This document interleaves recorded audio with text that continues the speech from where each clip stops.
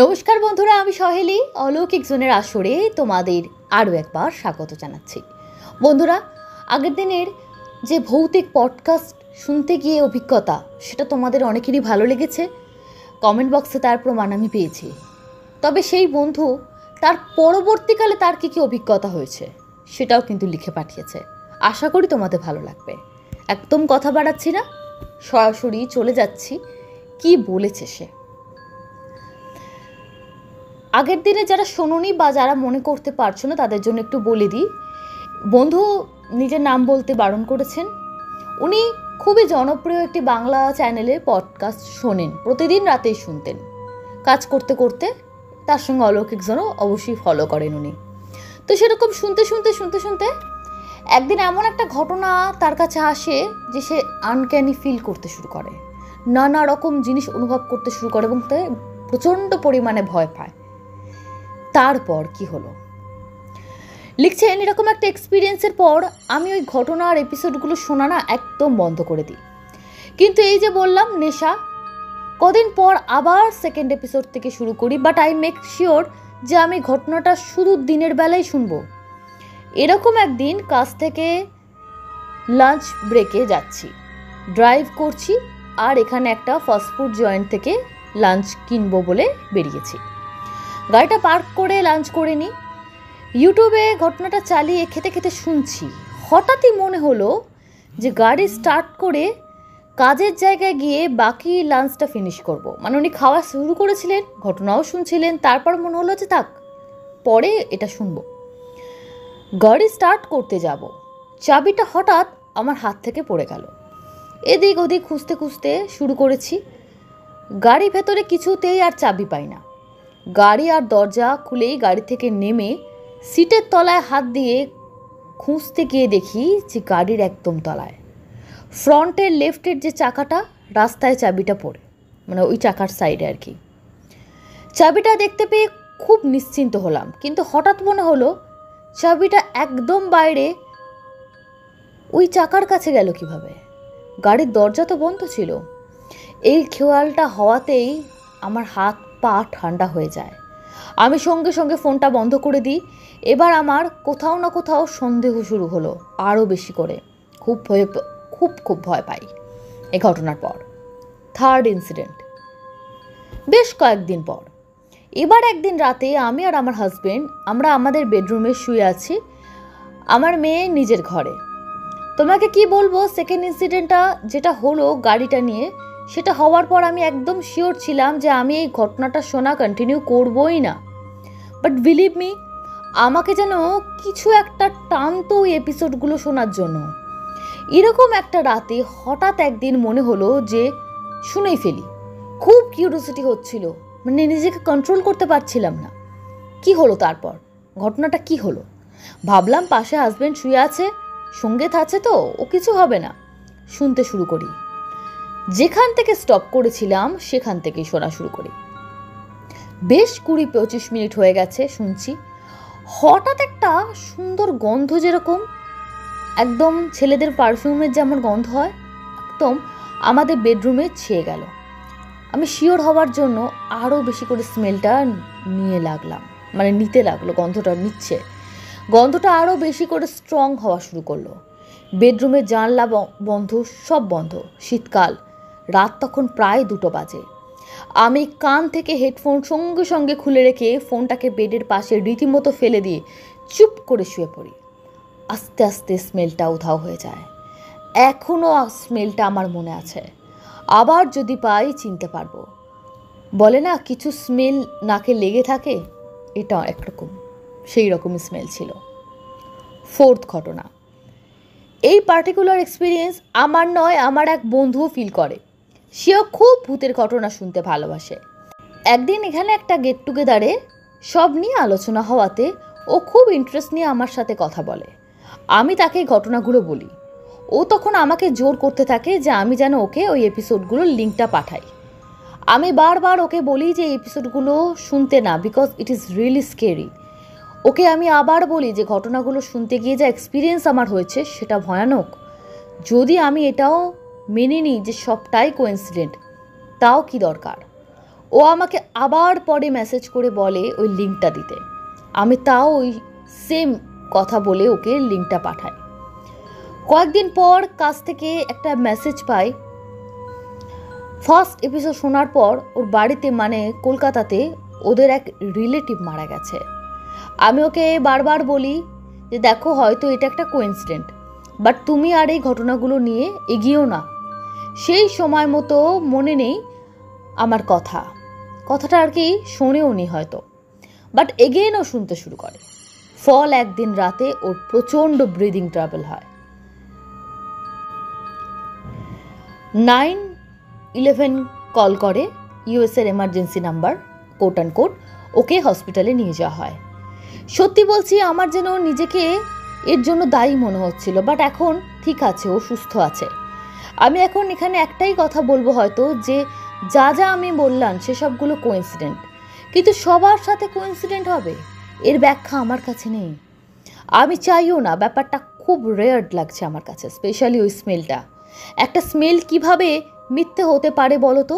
বন্ধ গাড়ির মধ্যে বসে চাবি হাত থেকে পড়তে পারে, ঠিক আছে, কিন্তু সেই চাবি রাস্তায় গিয়ে একদম চাকার তলায় চলে গেল, সম্ভব? প্লিজ একটা রিকোয়েস্ট, এই নিয়ে কি প্লিজ আমায় কেউ জিজ্ঞেস করবেন না কোন চ্যানেল কোন এপিসোড। শৈলী প্লিজ আমার নামটা একবারের জন্য হলেও গোপন রেখো, আমাকে নামটা বলো না, কারণ আছে তাই বলছি। আচ্ছা, এই ছিল আমার অভিজ্ঞতা। শৈলী প্লিজ একবার জানিও কবে ঘটনাটা শোনানো হবে, এটা লিখেছ, ঠিক আছে? লাস্টের কথাটা আমাকে ছিল, খুব ইন্টারেস্টিং। এবং আমি কমেন্ট বক্সে দেখলাম অনেকে অনেক চ্যানেলের নাম দিচ্ছেন, করছেন। আচ্ছা, এখানে আমি একটা কথা বলে রাখি, যে শ্রোতা বন্ধুরা কমেন্ট বক্সে চ্যানেলের নাম গেস করছেন, এপিসোড গেস করছেন, তার কিন্তু কোনো দায়িত্ব অলৌকিক জোন নেবে না বা নিচ্ছে না। তার কারণ সেটাও আমি বলে দিই। কারণ আমাকে যিনি ঘটনা পাঠিয়েছেন তিনি তার নাম বলেছেন, আমাকে বলতে বারণ করেছেন। তাই বলে কিন্তু কোন চ্যানেল, কোন এপিসোড, কি ঘটনা, এটা কিন্তু উনি আমাকে বলেননি। এবার অন্য কোনো চ্যানেলের অন্য কোনো ঘটনা শুনে একটা মানে তাল মেলাতে গিয়ে যদি কোনো বিভ্রাট হয়, সেটা কিন্তু খুব বাজে ব্যাপার হবে। তো এটা কারোর জন্যই কাম্য না। তো আমি বারবার বলে দিচ্ছি, আমি কিন্তু নিজেও জানি না কোন চ্যানেলের কি এপিসোড। প্লিজ আপনারা এভাবে গেস করবেন না। তো এবং যদি গেস করছেন, যারা লিখছেন তাদের দায়িত্ব, কিন্তু তার কথা শুনে যদি আমি শুনতে যান বা সেটা ভাবেন, তো এর মধ্যে কিন্তু আমরা একদমই জড়িয়ে নেই। বন্ধুরা, আজকের পরের ঘটনা পাঠিয়েছেন রুমি। লিখছেন, আশা করি দিদি ভালো আছো, আমি রুমি, উত্তরপাড়া থেকে। এর আগে ওড়িশা বর্ডারের পিতালচোখী নামক একটি ঘটনা আমি তোমাকে পাঠিয়েছিলাম। সে ঘটনাটি আমি যে মাসির থেকে শুনেছিলাম, আজ তার কাছ থেকে শোনা আরও একটি ঘটনা তোমার সাথে শেয়ার করতে চাই। আমি আগেই বলেছিলাম সেই মাসি উড়িষ্যার বাসিন্দা এবং কর্মসূত্রে তিনি কলকাতাতে আছেন, এবং কর্মসূত্রে তিনি নানান রকম জায়গায় যান এবং অভিজ্ঞতা লাভ করেন। আজকের ঘটনাটিও সেই রকম একটি ঘটনা। মাসি আমাকে যেভাবে ঘটনাটি বলেছেন আমি সেইভাবে লেখার চেষ্টা করছি। সেই সময় তিনি ভুবনেশ্বরের একটি প্রাইভেট হসপিটালে নার্সিংয়ের কাজে নিযুক্ত হন। সেখান থেকে রাতে মেটারনিটি ওয়ার্ডে ডিউটি দেওয়া হয়। প্রথম 1 মাস সব ঠিকঠাক থাকলেও কিন্তু কিছুদিন ধরে তিনি নোটিস করেন যে রোজ রাত্রে একজন মহিলা খুব কান্নাকাটি করেন। প্রথম দিকে তিনি ব্যাপারটা অতটা ভেবে দেখেননি। পরে যখন এই ঘটনাটা রোজ রাত্রে হওয়া শুরু হয়, তখন কান্নার আওয়াজ অনুসন্ধান করতে তিনি শুরু করেন। তিনি দেখতে পান কান্নার শব্দটি আসছে হসপিটালের ছাদে যাবার যে সিঁড়ি তার উপর থেকে। কিন্তু ছাদে যাবার পারমিশন তো সবার ছিল না, আর তাছাড়া ছাদে যাবার সিঁড়ির মুখটা সিল করে রাখা আছে, যাতে সেখান দিয়ে কেউ ওপরে না যেতে পারে। এই সব দেখে তিনি সেই রাত্রে কিছু বুঝতে না পেরে সেখান থেকে চলে আসেন। এরপর অন্যান্য নার্সদেরকে এই ঘটনাটি বলেন। সব শুনে তারপর বলেন যে তুমি কিন্তু এখানে যাবে না, দিকটা কিন্তু ভালো না। কেন? প্রশ্নের উত্তরে তিনি একটা ঘটনা মাসিকে বলেন। মাসি সেই হসপিটালে কাজে জয়েন করার 7-8 বছর আগে ঘটে যাওয়া একটা ঘটনা বলেন। একটি মেয়ে সে হসপিটালের ছাদ থেকে ঝাঁপ দিয়ে সুইসাইড করেছিল। মেয়েটাই সম্পর্কে জানতে পারা যায় যে মেয়েটার নাম ছিল নূপুর। সে একটি গ্রামের খুব অভাবী ঘরের মেয়ে ছিল। সেই সময় নানানভাবে প্রলোভন দেখিয়ে তাকে ভুবনেশ্বরে আনা হয়েছিল সারোগেট মাদার হওয়ার জন্য। সেই সময়টা ছিল 2006 কি 7 এরকম সময়। সারোগেসিকে কেন্দ্র করে নানান প্রবলেম হতো। সেই সময় নানা রকম ইল্লিগাল বিজনেস তো তখন শুরু হয়েছিল। পরে যতটা সারোগেসি লয়ের মাধ্যমে বিজনেসগুলোকে বন্ধ করা হয়। নূপুর প্রথমে প্রলোভনে পড়ে সারোগেট মাদার হতে রাজি হয়। প্রেগনেন্সির প্রথম দিকে সব কিছু মেনে নিয়ে সবই ভালো চলছিল। তার সব রকম ট্রিটমেন্ট সেই হসপিটালেই হতো। তার মালিক পক্ষ তাকে একটি ভাড়ার ঘরে বেশ যত্নে রেখেছিল। কিন্তু শুরুর দিকে সে ভালো থাকলো। যত দিন এগোতে লাগলো ভিতরে ভেতরে সেই সন্তানটি যখন একটু একটু করে বেড়ে উঠতে লাগলো, সেও সন্তানের প্রতি মায়ায় জড়িয়ে যেতে লাগলো। তার মধ্যেও মাতৃত্ব বোধ জেগে উঠল এবং প্রেগনেন্সির অ্যাডভান্স স্টেজে ডেলিভারির 2-3 মাস মাত্র যখন বাকি আছে, তখন সে বলতে শুরু করে, এই সন্তান আমার, আমি ওর মা, আমার বাচ্চা আমি কাউকে দেব না, এটা আমার বাচ্চা। এই নিয়ে মালিক পক্ষের সঙ্গে নূপুরের যথেষ্ট ঝামেলা শুরু হয় এবং এর মধ্যে 1 মাস পর একদিন তার ডেলিভারির পেন ওঠে। তাকে হসপিটালে নিয়ে আসে তারা এবং নূপুর একটি ফুটফুটে পুত্র সন্তানের জন্ম দেয়। তারপর সে বাচ্চাটিকে নিয়ে মালিক পক্ষর সাথে নূপুরের একটু ঝামেলা হয়, কিন্তু মালিক পক্ষ তাকে অনেক বুঝিয়ে সুঝিয়ে রাজি করাতে পারে এবং চুক্তি মতো সে তার সন্তানটিকে বাবা মায়ের কাছে জিতে রাজি হয়ে যায়। এরপর নূপুরকে তারা চুক্তি মতো তার প্রাপ্য যেটুকু টাকা পাওনা ছিল দিয়ে দেয়। কিন্তু নূপুরকে প্রেগনেন্সিজনিত কিছু সমস্যার জন্য ডেলিভারির পরের 1 সপ্তাহ মতন হসপিটালে থেকে যেতে বলা হয় এবং সেই সময় তার ট্রিটমেন্টের সমস্ত খরচা মালিকপক্ষ তরফ থেকেই কিন্তু পাঠানো হচ্ছিল। কিন্তু ডেলিভারির 4 দিন পর একদিন মধ্যরাতে নূপুর হসপিটালের সবার চোখ এড়িয়ে ছাদে উঠে যায় এবং সেখান থেকে ঝাঁপ দিয়ে আত্মহত্যা করে। এই ঘটনাটা সবাই হতবাক হয়ে যায়। এই ঘটনাটা যখন সবাই জানতে পারে যে কেন ঝাঁপ দিল, পুলিশ ইনভেস্টিগেশন শুরু করে। কিন্তু নূপুর যেহেতু নিজে কন্ট্রাক্ট পেপারে সিগনেচার করে নিজের সম্মতিতে সারোগেট মাদার হয়েছিল এবং নিজের ইচ্ছাতে নিজের সন্তানকে দিয়েছিল মালিক পক্ষকে, তো সেভাবে তার মৃত্যুর জন্য তাদেরকে দোষ দেওয়া যায়নি, কারণ দেখতে গেলে আইনত তাদের কোনো দোষ নেই। এবং শেষ পর্যন্ত সিদ্ধান্তে আসা হয় নূপুর কোনো মানসিক বিকারের কারণে সুইসাইড করেছে। তারপর থেকে ছাদে যাবার ওই রাস্তাটিকে একদমই সিল করে দেওয়া হয়। কিন্তু নূপুরের মৃত্যুর পর থেকে রাত্রে হসপিটালে ডিউটিতে থাকা অনেকে ছাদে চতুর্দিকে তাকে ঘুরে বেড়াতে দেখেছে, তার কান্নার শব্দ পেয়েছে।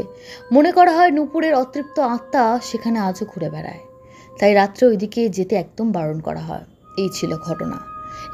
এখানে একটা জিনিস বলে রাখা খুব দরকার, যদি কারোর মনে হয় আগেই তালা দিয়ে দেওয়া হলো, না, আগেই সিঁড়ির ঘরে বা ওই ছাদে যাওয়ার রাস্তায় তালা দেওয়া বা সিল করা হয়নি। যখন থেকে হসপিটালের কর্মীরা বা বাইরে থেকে আসা যারা ছাদে যাওয়ার অনুমতি পেত, তারা ওই অশরীরীর নূপুরের আত্মাকে দেখতে শুরু করে এবং কান্নাকাটি, এবং সেটা প্রমাণ হয়ে যায় যে ওখান থেকেই হচ্ছে একজন। আজ এরপর যে ঘটনাটি শোনাতে যাচ্ছি পাঠিয়েছেন রুনু ব্যানার্জি, কলকাতার ভবানীপুর থেকে। উনি বলছেন, দিদি আজকে যে ঘটনাটা বলছি, ঘটনাটা আমাদের এখানকার ঘটে যাওয়া ঘটনা, একদম প্রতিবেশী বলা যেতে পারে। তো আমার নাম বলতে পারেন, কারণ এখানে প্রচুর লোক বাস করে, কিন্তু আমি তাদের বাড়ির বা তাদের নাম বলছি না, তাদের হয়তো খারাপ লাগতে পারে। তো এরকম একটা ঘটনায় পাড়ায় ঘটে যাওয়া ঘটনা, উনি নিজের নাম বলে ঘটনাটা বলছেন, যথেষ্ট ওনার সাহসের প্রশংসা না করে পারছি না। উনি বলছেন ঘটনাটার শুরু হয়েছিল আজ থেকে 10 বছর আগে। সূত্রপাত 2014 সাল। ওদের পাড়ায় খুব বিত্তশালী একটি পরিবারে একটি পুত্র সন্তান, কন্যা সন্তান, মা বাবা ব্যবসায়ী, মা গৃহিণী। মেয়েটি যথেষ্ট উচ্চশিক্ষিত হয়ে বিদেশে চাকরি করে এবং সেখানেই বিয়ে করেছে। ছেলেটি কলকাতায় থাকে, বাবার বিজনেস দেখাশোনা করে। কি বিজনেস, কেন বিজনেস, অবশ্যই এগুলো উনি লেখেন উনি, আর আমি জিজ্ঞেসও করতে পারি না। তো যথেষ্ট বিত্তশালী একটি পরিবার বলছেন। কিন্তু তাদের ছেলেকে যখন প্রথমবার তারা বিয়ে দিয়েছিলেন, সেই বাড়ির যে পুত্রবধূ হয়ে আসে তারাও খুব বিত্তশালী বাড়ির মেয়েই সে এসেছিল। জামশেদপুরে কোনো একটা জায়গা থেকে মেয়েটিকে মানে বিয়ে করে নিয়ে এসেছিল ছেলে। কিন্তু সেই সম্পর্ক 3 মাসের বেশি টেকেনি। প্রচণ্ড ঝুট ঝামেলা হয়, কোর্ট কাছারি হয়, আইনত সমস্যা হয়। তারপর ছেলেটির ঘাড় যা হয় নানা রকম দোষ চাপিয়ে, পাড়ার লোকের কথা মতো ছেলেটির পরিবারের নাকি কোনো দোষ ছিল না, সব দোষ মেয়ের পরিবারেরই ছিল, কিন্তু ভেতরের ব্যাপার কেউই জানে না। তো একে অপরের দিকে কাদা ছোড়াছুড়ি করে কোর্টে গিয়ে সেই বিয়ে সম্পন্ন হয়, বিয়ের মানে বিচ্ছেদ আর কি। এবং সেই মেয়েটির অনেক টাকার খোরপোশ যাকে বলি, তার খোরপোশের মূল্যে ডিভোর্স দিয়ে দেয়। তারপরে বছর 2 যেমন তেমনভাবে ওদের কেটে গেল। একটা মানসিক চাপ পড়েছিল, একটা সম্মান, পাড়ায় এত বড় করে ছেলের বিয়ে দেওয়ার পর ছেলে যখন ডিভোর্স হয়ে গেছে, তো পরিবারের ওপর খুব প্রেশার পড়েছিল।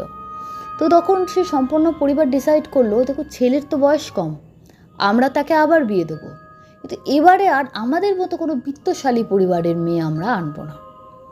এবার আমরা আনবো আমাদের থেকে একটু নিম্ন কোনো ফ্যামিলির মেয়ে, নিম্ন ইন দ্য সেন্স আর্থিক দিক থেকে, তাদের সমকক্ষ না। কেন করেছিল? তাদের মনে হয়েছিল তাহলে সেই মেয়েটি আমাদের কথা অনুযায়ী চলবে বা আমাদের সঙ্গে সুন্দরভাবে মানিয়ে নিতে পারবে। কারণ তাদের মতো সম্পন্ন ফ্যামিলির বিয়ের দাম্ভিকতা বা যেটা ছিল সেটা এই সাধারণ পরিবারের মেয়ে থাকবে না। তো তাদের প্ল্যান একদম সাকসেসফুল হয়। তো সেরকমই একটা মধ্যবিত্ত বাড়িতে তারা মেয়ে পেয়েও যান, কোনো অসুবিধা নেই, অত টাকা পয়সা আছে, একটা ছেলের বিয়ে দেওয়া কোনো ব্যাপার না। তো মেয়েটির বাড়িতে 1 ভাই 1 বোন, ভাইটা পড়াশুনো করছে, মেয়েটা সবে কলেজ পাস করেছে। তো মা বাবা তো হাতে চাঁদ পাওয়ার মতো, গ্র্যাজুয়েশন কমপ্লিট হতে না হতেই মেয়েটির বিয়ে দিয়ে দেয়। তো এখানে তো মেয়েটির একটা ইচ্ছা ছিল চাকরি বাকরি করবো, নিজের পায়ে দাঁড়াবো, যেটা সবার থাকে।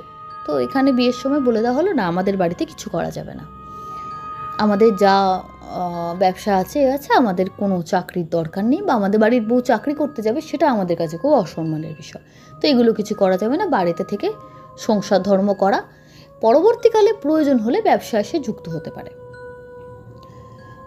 এটা একটা মানে কালকেই বিয়ে হলো পরশুদিনই ব্যবসায় যুক্ত হবে না, যদি তারা মনে করে তাকে যুক্ত কোনো দিন করবে তাহলে করবে।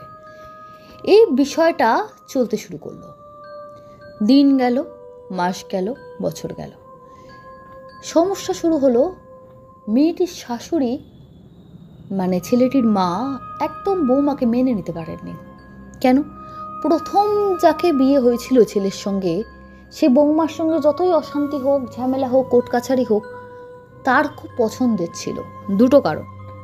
প্রথম কারণ, সেই মেয়েটি খুব উচ্চ বংশ, বারবার বলছি, তাদের মতন সম্পন্ন পরিবার, মানে সোনা গয়নায় মুড়িয়ে বিয়ে দেওয়ার মতন একটা পরিবার ছিল।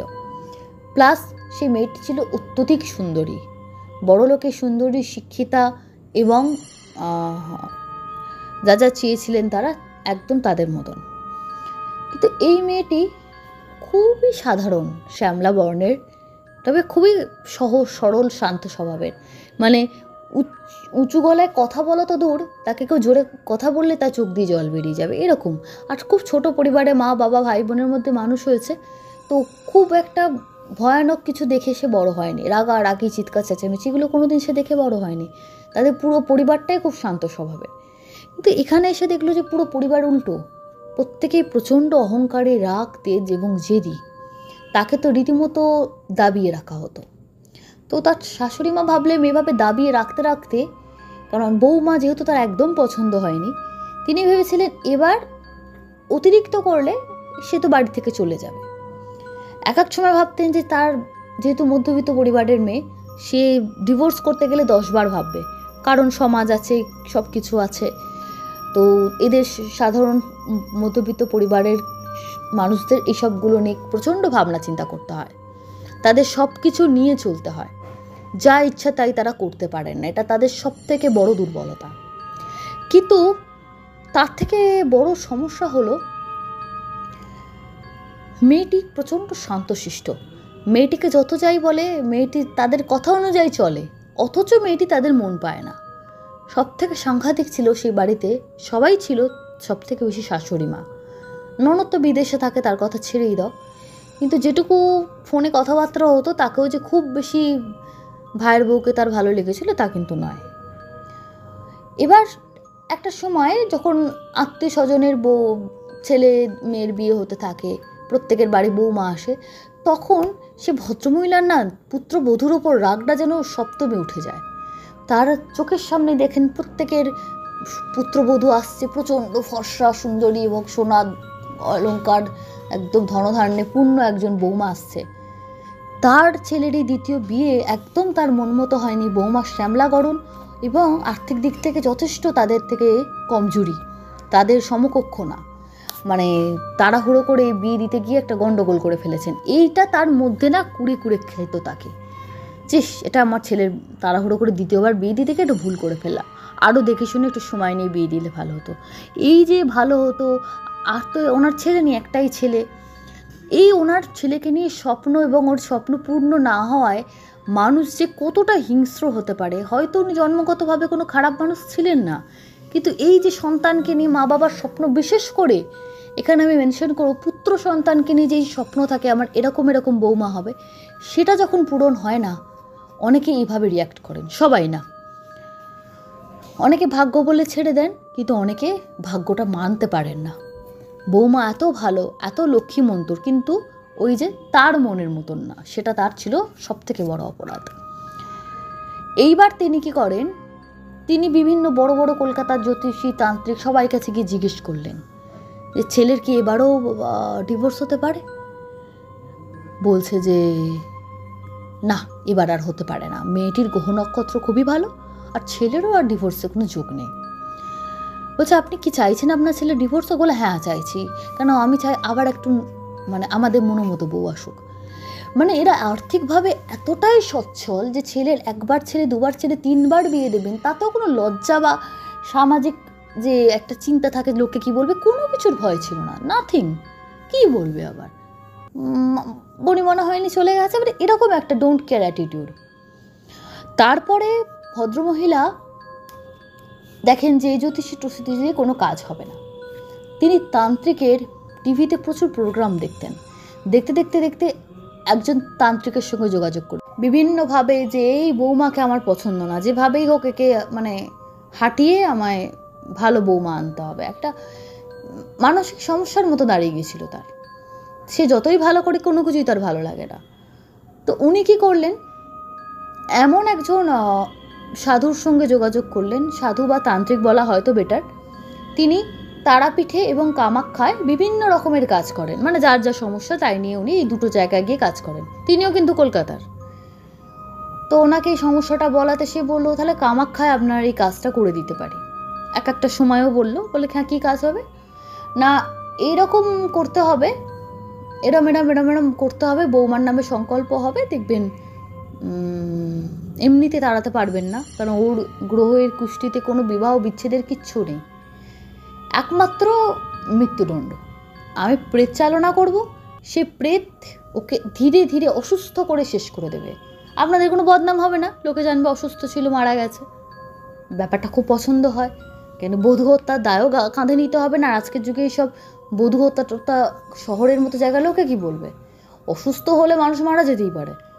তো ঠিক আছে, খুব পছন্দ হয় বিষয়টা পছন্দ হওয়ার পর উনি বলেন যা যা দরকার করুন। এখানে একটা বিষয় আমরা শুনেছি যে যারা এই ধরনের কাজ করেন তান্ত্রিকরা, পরবর্তীকালে তাদের নাকি সেই কাজের একটা খারাপ ফল নিতে হয়। কিন্তু ইনি কি করেছিলেন, সংকল্প করা বা এটাকে তন্ত্রের ভাষায় কি বলে আমি জানি না, আমার ভুল হলে আপনারা ক্ষমা করবেন, সেটা এই ভদ্রমহিলার নামে করেছিলেন, এনার নাম গোত্র দিয়ে। মানে যদি কোনো খারাপ ফল হয় তাহলে এনার হোক, নিজে উনি ঘাড়ে নেবেন না। তাই হয়।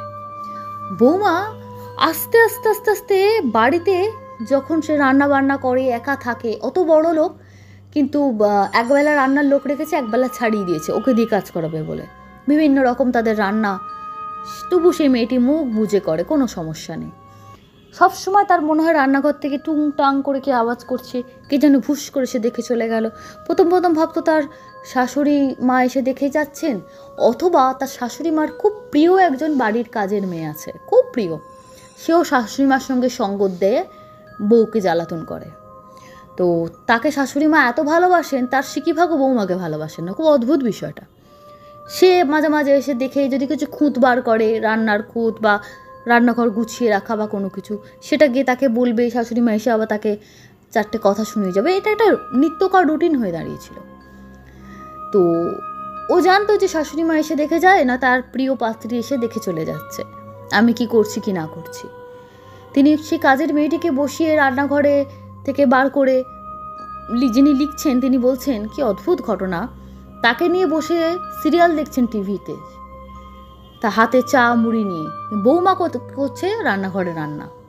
বলে এই অদ্ভুত দৃশ্য আমরা প্রতিবেশীরা, আমরা এমনি কোনো কারণে অকারণে যখন গেছি আমরা দেখেছি। এটা কেউ বিশ্বাস করবে না। বাড়ির বউয়ের কদর নেই, কিন্তু যে কাজ করে তার ভীষণ কদর, ভীষণ ভালোবাসে তাকে। এবং অনেকে বলে এই মেয়েটি নাকি বিভিন্ন তান্ত্রিক জ্যোতিষীর সন্ধান দিত তাকে। এটা কথার কথা, এটা এই বিষয়ে কোনো প্রমাণ নেই। তো যে কদিন ওই মেয়েটি কামাই করলো, মানে ছুটি নিল বা আসবে না, সেই সময় যখন বৌমা দেখছে রান্নাঘরে সত্যি চারপাশে কে ঘুরে বেড়াচ্ছে, বা রাত্রেবেলা ঘর থেকে বেরিয়ে যখন বাথরুমের দিকে যায়, শাশুড়িমার ঘর আর ওদের স্বামী স্ত্রীর ঘর অনেকটা ডিস্টেন্স, এটা একটা সুবিধা। নিজের ঘরের থেকে যখন বাথরুমের দিকে যায় তখনও যেন ও মাঝে মাঝে দেখে লাইটটা জ্বলছে, অথচ ও জ্বালায়নি, অথচ ওর দোষ হয় যে তুমি লাস্টে গেছো, লাইট জ্বেলে এসেছো।